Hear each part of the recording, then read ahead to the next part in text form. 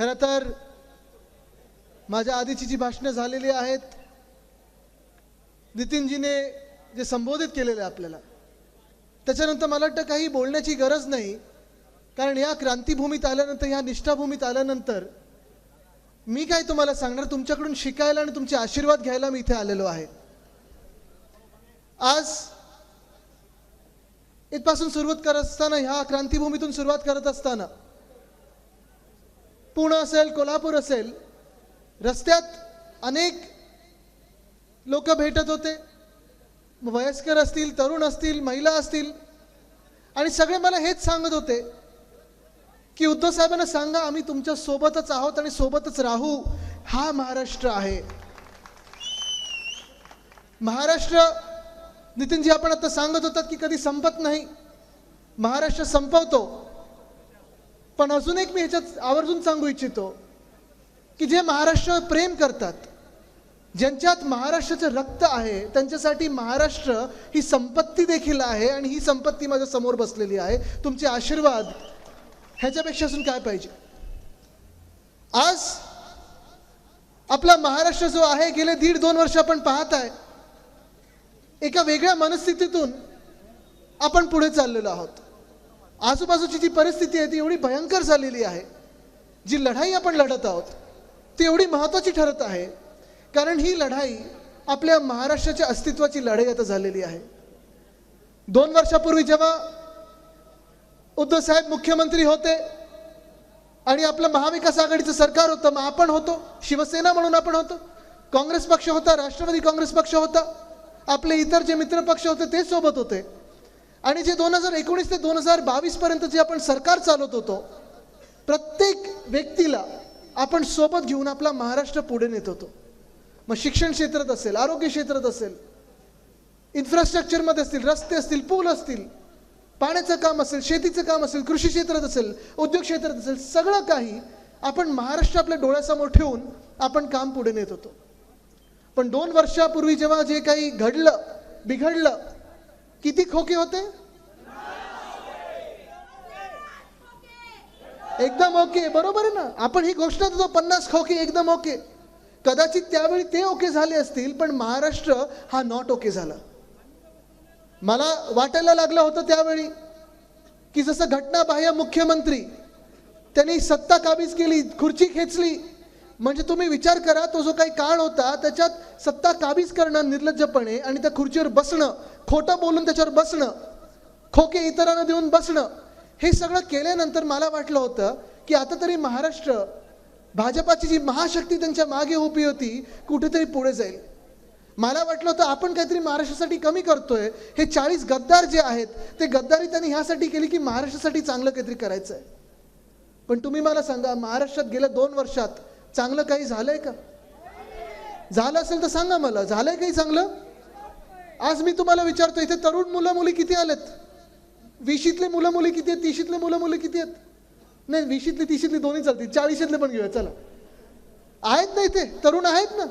तुम्ही मला सांगा, गेल्या 2 वर्षामध्ये तुम्हाला एकदा तरी वाटलंय का की तुमच्यासाठी रोजगार उपलब्ध झालाय? आहेत ते काढून घेऊन गेलेत. जे रोजगार आपण आपल्या महाराष्ट्रात आणत होतो 2019च्या डिसेंबर पासून साधारणपणे 2022च्या जून पर्यंत अनेक रोजगार आपल्या महाराष्ट्रात आणत होतो. आणि महाराष्ट्रात म्हणजे अनेक वेळा मला जेव्हा विचारलं जातं, आदित्य तुमचा मतदारसंघ कुठचा, आदित्य तुमचा जिल्हा कुठचा, असं मला विचारलं जातं, उद्धव साहेबांना विचारलं जातं. आम्ही दोघंही सांगतो की आमचा मतदारसंघ हा महाराष्ट्र आहे, संपूर्ण महाराष्ट्र आमचा मतदारसंघ आहे, आमचा जिल्हा आहे. कारण अनेकदा असं होतं की जी राजकीय लोक, जी राजकीय मंडळी त्या खुर्च्यांवर बसतात, त्या मंत्रिपदांवर बसतात, जी पदं त्यांच्याकडे मिळतात, मग त्यांच्या खात्यातले जे काही स्कीम्स असतात, ज्या काही योजना असतात, ज्या आता जसं नितीनजी सांगत होते वाढत जातात, त्या योजना ह्या त्यांच्या जिल्ह्यात नेतात, त्यांच्या मतदारसंघापूर्व ठेवतात. पण आम्ही तसं केलं नाही. प्रत्येक योजना जी यायची, प्रत्येक जे काही चांगलं येईल महाराष्ट्रात, मग कृषी क्षेत्रात असेल, सरकारी क्षेत्रात असेल, प्रायव्हेट क्षेत्रात असेल, उद्योग क्षेत्रात असेल, ते संपूर्ण महाराष्ट्राच्या कानाकोपऱ्यापर्यंत कसं पोहोचेल ह्याच्यावर आम्ही विचार करायचो आणि त्याची अंमलबजावणी करायचा प्रयत्न करत होतो. आपल्याला आठवत असेल, वेदांता फॉक्सकॉन आपल्याला तळेगाव इथे आणायचं होतं, पुण्याकडे आणायचं होतं. ह्या पूर्ण पट्ट्यामध्ये साधारणपणे पश्चिम महाराष्ट्रात आणि महाराष्ट्रामध्ये आपल्याला 1 लाख लोकांना रोजगार देऊ शकलो असतो. 1,00,000 लोकांना नुसतं वेदांता फॉक्सकॉनच्या त्या 2.25 लाख कोटीच्या गुंतवणुकीमुळे. जेव्हापर्यंत आपलं सरकार होतं, महाविकास आघाडी सरकार होतं, तेव्हापर्यंत 100% तो प्रोजेक्ट आपल्याच महाराष्ट्रात येणार होता, आपल्याच तळेगावमध्ये येणार होता. आमची बोलणी तशी झाली होती. 2-4 व्हिजिट्स तिथे झाल्या होत्या आणि जे उद्योगपती होते, जे काही त्यांची कन्सल्टन्सी फर्म होती, प्रत्येकाला ते तळेगाव आवडलं होतं, महाराष्ट्रात त्यांना यायचं होतं. पण सरकार बदललं, सरकार पाडलं गेलं रातोरात. जे खोके हातोहात गेले, 50 खोके असतील कोणाकडे, 70 खोके असतील कोणाकडे, 100 खोके असतील. हे खोके आणि खोटे आणि धोके हे सगळं सरकार बदललं. आणि जेव्हा सरकार बदललं तेव्हा त्याच अधिवेशनात, पावसाळी अधिवेशन मुंबईत चालू होतं, तेव्हा मी पण मुख्यमंत्री घटनाबाहेर त्यांचं भाषण ऐकत होतो. हे असं सगळं करून त्यांनी सांगितलं तो वेदांतावाला जणू काही कॉन्ट्रॅक्टर त्यांचा, तो आला ना 4 लाख कोटी घेऊन आला, असं झालं तसं झालं. हे सगळं आम्हाला आमदार म्हणून सांगितलं. पण पुढच्या आठवड्यात वेदांता फॉक्सकॉन गेलो कुठे? ऐकून आलं, गेलो कुठे? गुजरात. जो प्रकल्प आपल्या राज्यात 100% येणार होता तो गुजरातला गेलाच कसा? जो प्रकल्प, जे घटनाबाह्य मुख्यमंत्री ज्यांनी खुर्ची काबीज केली, सत्ता काबीज केली, सांगत होते की आला 4 लाख कोटी घेऊन आला. एकतर 2.25 लाख कोटीचा प्रकल्प 4 लाख कोटी सांगतात, म्हणजे तेवढंही माहिती नाही. पण हे सगळं होत असताना वरतून की कुठून फोन आला मला माहिती नाही, पण जो प्रकल्प 100% आपल्या राज्यात येणार होता तो प्रकल्प गेला गुजरातला. गुजरातची माझं काही भांडण नाहीये, गुजरातची काही वैर नाहीये. जे काही गुजरातमध्ये जायचं असेल, तामिळनाडूमध्ये जायचं असेल, केरळात जायचं असेल, लडाखमध्ये जायचं असेल, मणिपूरला जायचं असेल, केंद्र सरकार तिथे दंगली पेटल्यात तरी गेलं नाहीये, पण मणिपूरला पण जायचं असेल, ते उद्योग तिथे गेले पाहिजेत. प्रत्येक राज्य जेव्हा विकसित होईल तेव्हा आपला देश पुढे जाईल, ह्या भूमिकेचा मी आहे. पण जेव्हा आमच्या महाराष्ट्रातलं हिसकावून नेता तुम्ही, जे हमखास आपल्या राज्यात येणार होतं, जे 100% इथे येणार होतं, आमच्या इकडच्या तरुणींना नोकऱ्या देणार होतं, रोजगार निर्माण करून देणार होतं, ते हिसकावून तुम्ही दमदाटी करून गुजरातला नेताना तिथे मला राग येतो. जसं वेदांता फॉक्सकॉनचा प्रकल्प आहे, तसं एअरबस टाटाचा प्रकल्प आहे. एअरबस टाटा आपण तिथे नेणार होतो मिहानला, नागपूर जवळ. तिथे अनेक वर्ष मिहान ते बनून तसंच्या तसं पडलं होतं. काही उद्योग तिथे जात होते. पण तिथे जर आपल्याला अजून वेग द्यायचा असेल, विदर्भामध्ये आपल्याला प्रगतीला वेग द्यायचा असेल, तर मोठे प्रकल्प तिथे आले पाहिजेत. आणि तो प्रकल्प आपण एअरबस टाटाचा मागे लागलेलो की चला मिहानमध्ये येऊ द्या, नागपूरला येऊ द्या. पण सरकार जेव्हा बदललं तेव्हा सगळी राज्य देशातली सोडली, कुठे पाठवलं? गुजरात. तसाच रोह्यामध्ये आपण बल्क ट्रक पार्क आणणार होतो. संभाजीनगर, छत्रपती संभाजीनगरच्या ऑरिक सिटीमध्ये मेडिकल डिव्हाइस पार्क आणणार होतो. अनेक असे उद्योग जे राज्यभरात आपण सगळीकडे प्रत्येक जिल्ह्यात आणण्याचा प्रयत्न करतो. कारण हल्ली मी बघतो 5 स्टार MIDC उद्योग मंत्री 5 स्टार मध्ये फिरतात, पण आमच्या 5 स्टार MIDC मध्ये नवे उद्योग आलेत का? नाही आलेत. पण हे सगळे उद्योग जे आहेत, जे आपल्या महाराष्ट्रात येणार होते, जसं मी सांगितलं, वेदांता फॉक्सकॉन असेल, एअरबस टाटा असेल, मेडिकल डिव्हाइस पार्क असेल, बल्क ट्रक पार्क असेल, सोलर एनर्जी इक्विपमेंट पार्क असेल, हे सगळं पाठवलं कुठच्या राज्यात? गुजरातला पाठवलं. अहो हे काय, हे तर सोडाच. आपली वर्ल्ड कपची फायनल, क्रिकेट वर्ल्ड कपची फायनल किती लोकांनी पाहिली? सगळ्यांनी पाहिली. व्हायला कुठे पाहिजे होती ती? वानखेडेला, आपल्या मुंबईमध्ये. पाठवली कुठे? जर वानखेडेत असते तर जिंकलो असतो ना आपण. हे तुम्ही बोलताय, मी नाही. पण हे माझं दुःख आहे, जे ह्या मागच्या बॅनरवर लिहिलं ना, महान्याय, महानिष्ठा, महाराष्ट्र, ह्याच्यासाठी मी लढत आहे. न्याय हा आम्हाला नको आहे. आम्हाला आता कळलेलं आहे की न्याय कदाचित होणारच नाही. कारण जसं काही घडत आहे, जर तुम्ही संविधानाप्रमाणे चाललात, जे डॉक्टर बाबासाहेब आंबेडकरांनी संविधान आपल्याला लिहून दिलेलं आहे, जे आपण सगळे आंबेडकर प्रेमी जनता आहोत. आज खास करून मी तुम्हाला सांगतो, आपण सगळेच एक महान व्यक्ती, थोर व्यक्ती आपल्या देशातून गेली, डॉक्टर बाबासाहेब आंबेडकर. नुसतं आपल्या देशात नाही तर जगात जे काही टॉप व्यक्ती असतील त्याच्यामध्ये ही व्यक्ती असेल, असं नाव असेल, त्यांचं नाव आहे. त्यांनी आपल्याला संविधान लिहून दिलं. त्या संविधानाप्रमाणे 75 वर्ष आपला देश चालला. आम्ही सगळी जी शपथ घेतो ती संविधानाची शपथ घेत असतो, त्याप्रमाणे चालत असतो. मग मंत्री असतील, माजी मंत्री असतील, आमदार असतील, खासदार असतील, अगदी प्रधानमंत्री आणि मुख्यमंत्री आत्तापर्यंत सगळे जे होऊन गेलेले आहेत, ते डॉक्टर बाबासाहेब आंबेडकरांनी जे संविधान लिहून दिलं त्याप्रमाणे चालतात.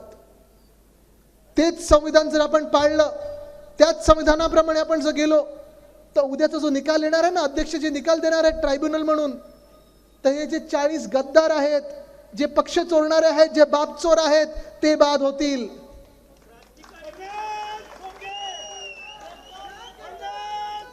पण जर भाजपला जे संविधान लिहायचंय, भाजपला जे संविधान बदलायचंय, कारण त्यांना हे संविधान आवडत नाही, त्यांना संविधान बदलायचंय, जर त्यांच्या संविधानाप्रमाणे जर गेलो तर मग तुम्हाला माहिती आहे की आपली बाधीची वेळ येणार. ठीक आहे, जो काही उद्या निकाल येईल तो येईल. पण महत्त्वाची गोष्ट ही आहे की आम्ही आता जनतेच्या अदालतीत येतो आहोत, कारण आम्हाला माहिती आहे की जे आत्तापर्यंत घडलं नव्हतं ते ह्या महाराष्ट्रात घडत आलेलं आहे. अनिल देसाई साहेब माझ्या सोबत आलेले आहेत. ते गेले 1.5-2 वर्ष अनिल परब साहेबांसोबत सुप्रीम कोर्टात जात असतात, या परवाच्या हिअरिंगमध्ये पण असतात. जसं मी सांगितलं की 2 संविधान आहेत आपल्यासमोर. एक आपल्या देशाचं संविधान जे अधिकृत संविधान आहे, जे डॉक्टर बाबासाहेब आंबेडकरांनी संविधान लिहून दिले, त्याप्रमाणे जर चाललो तर 40 गद्दार बाद होतील. पण जर निकाल वेगळा कुठचा यायचा असेल, जर अन्याय आपल्यावर व्हायचा असेल, तर ते भाजपच्या संविधानाप्रमाणे जातील. मला अपेक्षा हीच आहे की जे अध्यक्ष आहेत राहुल नार्वेकर आमच्यात पण होते, मग त्यानंतर मला वाटतं राष्ट्रवादी पक्षात होते, मग आता भाजपमध्ये आहेत, कदाचित पुढे काँग्रेसमध्ये जातील, माहीत नाही किती पक्ष आपल्या राज्यात आहेत. ते त्यांचा मार्ग निवडत असतात, ते मोकळे आहेत. पण त्यांनी आपल्या संविधानाशी इमान राखावं. डॉक्टर बाबासाहेब आंबेडकरांनी जे संविधान लिहिलेलं आहे त्या संविधानाशी इमान राखावं, ही माझी मनोमन इच्छा आहे. आणि ती मला वाटतं इच्छा आपल्या जनतेची देखील असेल. पण आज मी तुमच्याकडे न्याय मागायला आलो नाही. मला माहिती आहे तुम्ही न्याय करणार, अन्यायाविरुद्ध आपण लढायला तयार आहोत. पण हा अन्याय आणि हा न्याय, ही जी लढाई आहे, ही नुसतं शिवसेना उद्धव बाळासाहेब ठाकरे ह्या पक्षाची नाही आहे. ही लढाई नुसतं आमच्या 16 आमदारांची नाही आहे, ही सगळ्या वाघांची नाही आहे. ही सगळं जे आहे ते महाराष्ट्राबद्दल चाललेलं आहे. जे मी आज तुमच्याकडे आलोय, जे पुन्हा पुन्हा मी सांगतो, महान्याय, महानिष्ठा. न्याय कोणासाठी हवा आहे, निष्ठा कोणाबद्दल आहे, हा विचार करण्याची गरज आता आलेली आहे, ही वेळ आलेली आहे. जी महानिष्ठा आणि महान्याय मी बोलत आहे, आपला महाराष्ट्र न्याय मागत आहे आता आपल्याकडे. प्रत्येक जिल्ह्यामध्ये मी जिथे जिथे फिरत आहे, प्रत्येक मतदारसंघात असेल, प्रत्येक तालुक्यात असेल, प्रत्येक शहरात असेल, तुम्ही जाऊन विचारा की जी भाजपानी आणि ह्या खोके सरकारनी, मिंदे गटांनी जे सरकार काबीज केलेलं आहे, जे घटनाबाह्य सरकार आहे, जे आपल्या देशाच्या इतिहासात कधीही बनलं नव्हतं असं सरकार बनलेलं आहे, त्यांनी तुमच्या आयुष्यात चांगले दिवस, अच्छे दिन आणले आहेत का? आणलेत का?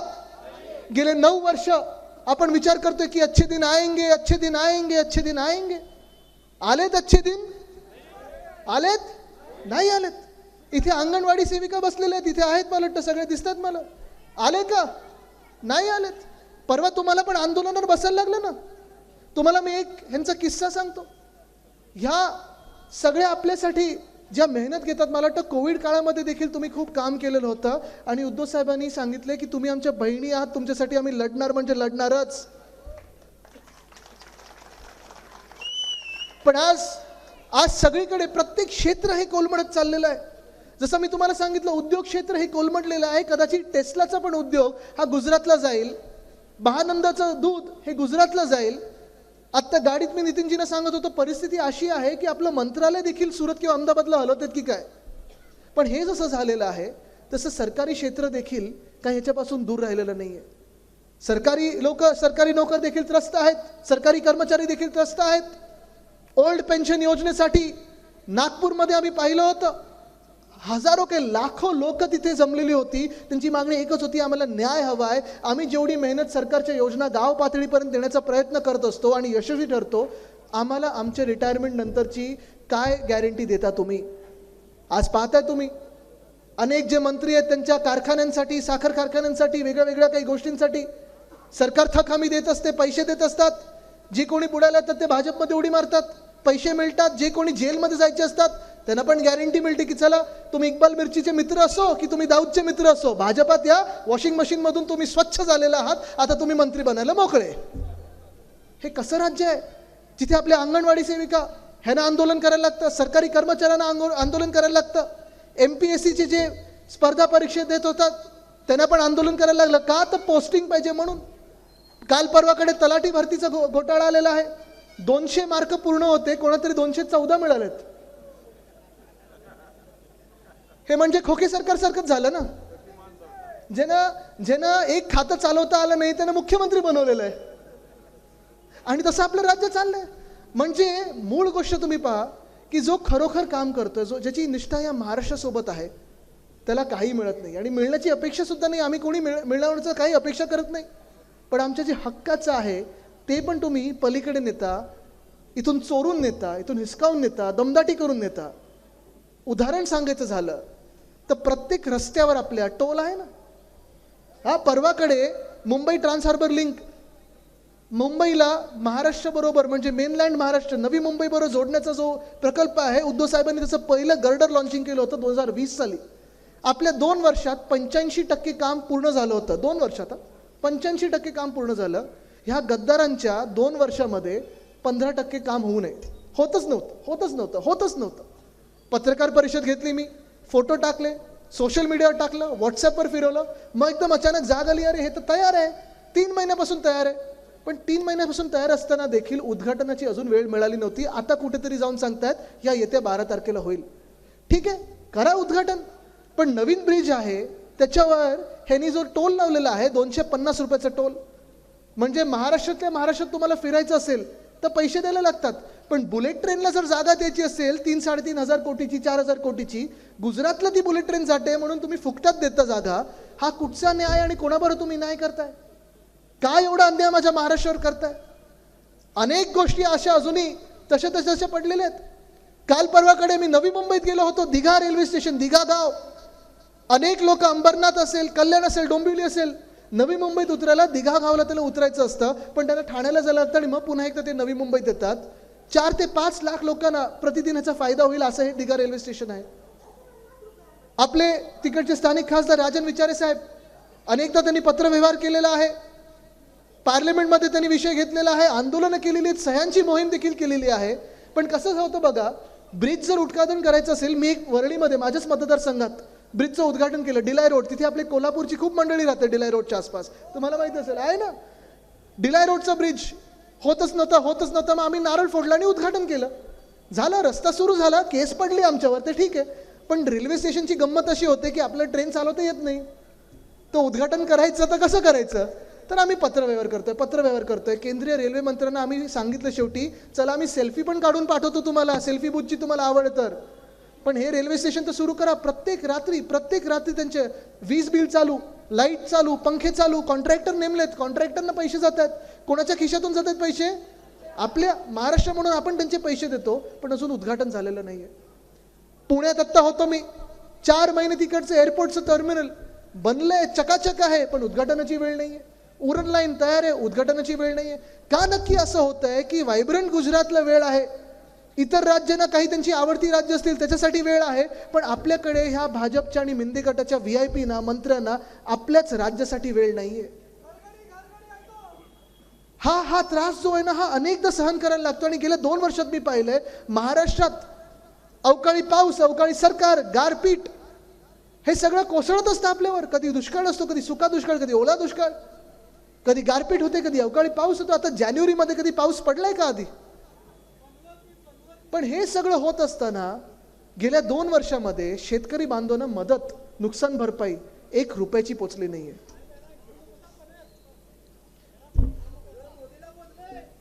1 रुपयाची मदत शेतकऱ्यांच्या हातात पोचली नाहीये. कधी मी मराठवाड्यात असतो, कधी विदर्भात असतो, कधी इथं पश्चिम महाराष्ट्रात आहे, कधी उत्तर महाराष्ट्रात असतो. मी शेतकरी बांधवांना जेव्हा विचारतो की मला तुम्ही सांगा, गेल्या 2 वर्षात जे काही नुकसान तुमचं झालं असेल पर्यावरणामुळे, एक तरी तुम्हाला रुपये तुमच्या हातात आलाय का? मला सांगतात कधी आलेलं नाहीये. पण हे देखील सांगतात की उद्धव ठाकरेंचं जेव्हा सरकार होतं तेव्हा आम्हाला मदत मिळायची, त्यांची कर्जमुक्ती 2 लाखापर्यंतची होती, ती मिळाली. पण आत्ताचं सरकार नुसतं आश्वासन देतं, पुढे काही होत नाही. ओल्ड पेन्शनवाल्यांना आश्वासन मिळालंय, अंगणवाडी सेविकांना आश्वासन मिळालेलं आहे, कदाचित खेळाडूंना आश्वासन मिळालेलं आहे, आमच्या मुंबईतल्या आपल्या दहीहंडी मंडळांना आश्वासन मिळालेलं आहे. वेदांता फॉक्सकॉन आपल्या राज्यातून बाहेर गेले तेव्हा काय सांगितलेलं? ह्याच्यापेक्षा मोठा प्रकल्प आपल्या राज्यात येईल. पण हे आश्वासन चाललेलं आहे. तुमच्या हातात आणि आपल्या महाराष्ट्रात काही येतंय का? आज मी तुम्हाला विचारायला आलेलो आहे. आज या राज्यामध्ये कायदा सुव्यवस्थेची काय परिस्थिती आहे आपण पाहताय. काल तर मी ऐकत होतो, एक व्हिडिओ क्लिप आलेली आहे झूमवर, मला वाटतं काही ते DPCची बैठक चालली होती. एक गद्दार खासदार दुसऱ्या गद्दार आमदाराला काय गाणड्या शिवाय देतोय, काय संस्कार आहेत हे, कुठून आणलेत? कुठे चालला माझा महाराष्ट्र, हा जर प्रश्न विचारला ना तर उत्तर देता येणार नाही. ना पण ह्यांना पण माहिती नाहीये हे महाराष्ट्राला कुठच्या अंधारात घेऊन चाललेले आहेत. आज महिलांना सुरक्षित वाटत नाहीये. जे महिलांना शिवीगाळ करत असतात, महिला खासदारांना शिवीगाळ करतात, असे कॅबिनेटचे मंत्री त्यांच्या बाजूला बसवलेले आहेत. महिलांवर अनेक वेगळे प्रकार केलेले जे आरोप झालेले आहेत, अशी मंत्रिमंडळात लोक बसवलेली आहेत. आज गंमत अशी आहे की हे हिंदुत्व जे ओरडणारे पक्ष आहेत, मुळात म्हणजे भाजप आणि मिंदे गट, ह्यांनी अशी गंमत करून ठेवलेली आहे मुंबईमध्ये की आपल्याच गणपती बाप्पाच्या विसर्जनाच्या मिरवणुकीत एका गद्दार आमदारांनी बंदूक काढली, लोकांना धमकवलं आणि पोलीस स्टेशनमध्ये जाऊन फायरिंग केलं असं मी ऐकलं. ते सगळं असताना देखील आपल्याच एका गणपती बाप्पाच्या मंदिराला, सिद्धिविनायकच्या मंदिरावर, त्या ट्रस्टवर ह्यांना अध्यक्ष म्हणून बसवलेलं आहे. हे ह्यांचं हिंदुत्व काय बोलायचं आहे ना. नक्की देश चाललाय तरी कुठे. आणि म्हणून आज मी तुमच्याकडे एवढंच विचारायला आलोय की आपण महाराष्ट्र म्हणून आता विचार करणार आहोत की नाही, एकजूट येणार आहोत की नाही. आज माझा तुम्हाला थेट सवाल आहे की हा सगळा जो अन्याय आपल्यावर होत आहे हे तुम्हाला दिसते की नाही दिसत आहे, जाणवते की नाही जाणवत आहे. जे काही फंड हे काढत आहेत, कदाचित त्यांचे स्वतःचे खिशे भरत चालले आहेत. आज 2 पक्ष फोडलेत ह्या भाजपने, आपले शिवसेनेला फोडलंय, राष्ट्रवादी पक्षाला फोडलंय, पवार साहेबांच्या परिवाराला तोडलंय. 2 पक्ष फोडून, एक परिवार तोडून, एकमेकांमध्ये भांडणं लावून मिळवलं काय आपल्या महाराष्ट्रासाठी जर प्रश्न विचारला ना तर ते आपल्या तोंडावर हसतात आणि पुढे निघतात. पण उत्तर देण्यासारखं त्यांच्या हातात असून काही आलेलं नाही. एक कागद नाही त्यांच्या हातात की जे सांगू शकतात हे आम्ही महाराष्ट्रासाठी केलेलं आहे. आज महाराष्ट्राचं राजकारण कुठे चाललेलं आहे, कुठच्या पातळीवर चाललेलं आहे, तुम्ही विचार करा ना. राजकारण आपण करतो कशासाठी? राजकारण आपण एवढ्यासाठीच करतो की लोकांची सेवा करू शकतो, एवढ्यासाठी करत असतो. आपलं राजकारण म्हणजे समाजकारण असतं. आपलं राजकारण म्हणजे प्रत्येक दिवशी उठल्यानंतर आज कुठच्या लोकांना मदत करू शकतो, कोणाचा आवाज बुलंद करू शकतो, कुठे अन्यायाविरुद्ध लढू शकतो आणि अन्याय मुळात होणारच कसा हा विचार करणं गरजेचं आहे. पण आज जो महाराष्ट्रावर अन्याय सुरू आहे, सगळं काही इतर राज्यांमध्ये पण आपल्या राज्यात काही नाही, ह्याच्यावर विचार करण्याची वेळ आलेली आहे. आपल्याला आठवत असेल गेल्या 5 वर्षात आपण अनेक ठिकाणी वेगळी कामं करत आलेलो आहे. भूमिपूजन, उद्घाटन असतील, शिवसेनेतर्फे आपण ही कामं करत आलेलो आहे. पण आज जे सत्ताधारी पक्ष आहे, नाही ते सत्ताधाऱ्यांना गरज आहे, मला नाही, थँक्यू. जे सत्ताधारी पक्ष आहे मी त्यांना आज विचारतो, भाजपला खास करून विचारतो, 5 वर्षापूर्वी जम्मू आणि काश्मीरमधून 370 कलम काढला गेला, आनंदाची गोष्ट आहे. आपली पण मतं त्याच्यात होती, जे काढण्याची भूमिका होती त्याच्यात आपण अग्रेसर होतो, नेहमी पुढे राहिलो की जम्मू काश्मीरमध्ये आणि एका आपल्या देशामध्ये एक देश, एक संविधान आणि एक न्याय असायलाच पाहिजे, ही आपली पण भूमिका आहे. पण आज 5 वर्षानंतर मी विचारतो, जसं तिकडे 370 कलम काढला होता तसं ह्या 2 वर्षांमध्ये नवीन काही कलम आपल्या संविधानात आणलाय का तुम्ही, जेणेकरून जर देशभरात कुठचं एकमेव राज्य असेल ज्याच्यावर अन्याय करायचा असेल ते म्हणजे महाराष्ट्र, असा कुठचा कलम आणलाय का? आज 75 वर्ष आपल्या देशाला झाली, प्रगतीपथावर आपण नेत होतो. महाराष्ट्र आपण पाहत असाल नेहमी देशात अर्थकारण असेल, राजकारण असेल, समाजकारण असेल, सगळ्या विषयांमध्ये आपण नंबर 1 वर असायचो की नाही? नेहमी असायचो. सगळ्या उद्योगपतींना वाटायचं की अरे महाराष्ट्रातच गेलं पाहिजे. डायमंडचा बिझनेस असेल, डायमंडचा धंदा असेल महाराष्ट्रात, कृषी क्षेत्र असेल महाराष्ट्रात, साखर कारखाना असेल महाराष्ट्रात, इतर सगळं जे काही असेल महाराष्ट्रात. पण आज महाराष्ट्रातून हे सगळं धमकावून, हिसकावून नेलं जात आहे. ह्याचा राग हा तुम्हाला देखील आला पाहिजे. आणि आज ही जी काही परिस्थिती देशभरात आहे, ही परिस्थिती लपवण्याचा प्रयत्न होत आहे. पण मला वाटतं आज आपण ओळखून घेणं गरजेचं आहे की येणारं जे वर्ष आहे, हे वर्ष जे आहे, येणारे जे काही महिने असतील हे आपल्या सर्वांसाठी महत्त्वाचे आहेत. 2024 परिवर्तनाचं वर्ष आहे. 2024 हे आपलं वर्ष आहे आणि आपल्याला निर्धार करायचा आहे की दिल्लीत सरकार कोणाचंही बसो, महाराष्ट्रातून जे खासदार निवडून जातील, महाराष्ट्रातून जे आमदार निवडून जातील, महाराष्ट्राच्या विधानसभेत असो किंवा दिल्लीच्या लोकसभेत असो, ते महाराष्ट्राशी एकनिष्ठ असायला पाहिजेत. ते दिल्ली शहराशी नाही, आपल्या महाराष्ट्राशी त्यांची एक नाळ जोडलेली आहे. तर न्याय आणि निष्ठा ही त्यांची महाराष्ट्रासाठीच असायला पाहिजे. आज तरुणांनी हा निश्चय केला पाहिजे. कारण आज जर तुम्ही हा निश्चय केला नाहीत तर सरकार येत जातील, जात जातील, बदलत जातील, अनेक वेगवेगळे प्रधानमंत्री होतील, मुख्यमंत्री बदलत जातील, सरकार बदलत जातील. पण तुम्ही जसे आहात, आपण जसे आहोत, तसेच राहू, प्रगती आपली नाही तर ह्या थोड्या लोकांची होतील. आणि आज मला जे तुम्ही निवेदन दिले ना कुठच्या त्या पाटगाव धरणाचं, कोणाचं आहे ते धरण? ओळखून घ्या कोणाचं आहे धरण, कोणाचं आहे. बरोबर आहे, ते कोणाचे मित्र आहेत, कुठच्या पक्षाचे मित्र आहेत. ह्यांची प्रगती होईल पण आपली प्रगती होणार नाही. बघता बघता उद्योग निघत गेलेले आहेत, बघता बघता कृषी क्षेत्र आपलं कोलमडलेलं आहे. IAS IPSच्या पण बदली पोस्टिंगसाठी पैसे मागितले जात आहेत, इंजिनियरच्या बदली पोस्टिंगसाठी पैसे मागितले जात आहेत. हा महाराष्ट्र आपला कधी नव्हता. आणि आज म्हणून मी तुम्हाला विचारायला आलेलो आहे की आपण निर्धार करणार की नाही, अन्यायाविरुद्ध लढायचा निर्धार करणार की नाही. करणार असाल तर मला हात वरती करून ही एकजूट दाखवली पाहिजे तुम्ही. ही ताकद जी आहे ना, ही भले EVM असो, भले मतपेटी असो, कोणीही जरी अंगावर आला तरी ह्याला आडवं करण्याची ताकद ही तुमच्या हातात आहे, हे ओळखून घ्या. जरा हात वरती करून आजूबाजूला बघा. ही ताकद जर एकवटली, ही ताकद जर एकत्र आली तर आंदोलनाची गरज नाही लागणार. तुम्ही त्या खुर्च्यांमध्ये बसाल आणि आपला महाराष्ट्र चालवाल, हा निश्चय करून आपण पुढे निघायचं आहे. ह्या अन्यायाविरुद्ध लढायला मी तयार आहे. मी 33 वर्षाचा तरुण आहे. माझ्यासोबत तुम्ही सगळे येणार की नाही? माझ्यावर हे आणतायत पूर्ण सैन्य, ह्यांचं येऊ द्या. मी अंगावर छातीवर वार घ्यायला तयार आहे. तुम्ही माझ्यासोबत लढणार की नाही? ह्यांनी आपला जो पक्ष फोडलेला आहे, हे महाराष्ट्र फोडायला निघालेले आहेत, ह्यांच्या विरुद्ध आपण लढणार की नाही? तुम्हाला एकच सांगतो, लढेंगे तो और बचेंगे तो और भी लढेंगे, लेकिन बचेंगे हम नहीं, हम तो जीतेंगे. वो बचेंगे तो और भी लढेंगे. जय हिंद, जय महाराष्ट्र, वंदे मातरम. ABP माझा, उघडा डोळे बघा नीट.